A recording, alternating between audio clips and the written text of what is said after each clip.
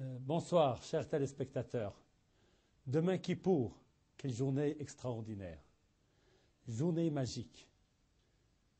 Pendant toute l'année, nous avons vraisemblablement fait quelques manquements, fauté envers notre prochain, envers Dieu. Et voici que vient ce jour extraordinaire. Bayom Hazeh, ce jour-là, Dieu pardonnera tous vos péchés. Pourquoi ce jour-là? Qu'a-t-il donc de particulier? C'est d'abord une longue histoire. Lorsque les enfants d'Israël sont sortis d'Égypte, eh bien, ils avaient péché dans le désert, ils avaient fait de l'idolâtrie, et c'est à Kippour qu'ils se sont repentis. Alors, dès cette date-là, dès cette date historique, Kippour, ce jour, le 10 Tishri, est devenu, dans la conscience juive, le jour et du repentir et du pardon. Et ce jour-là, pourrait-on dire, on ressent quelque chose d'extraordinaire.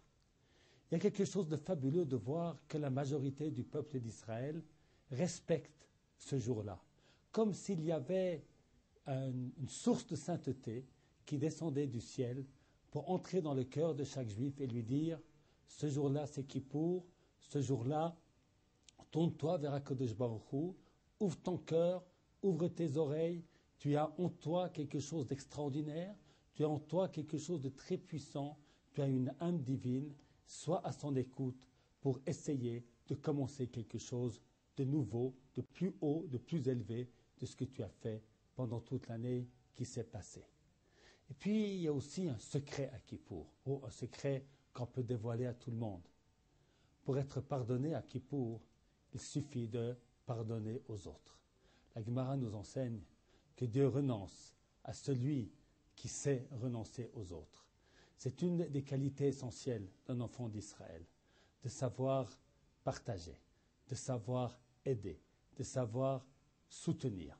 Et en ce jour de Kippour, souvenons-nous de l'importance de se soucier de l'unité d'Israël.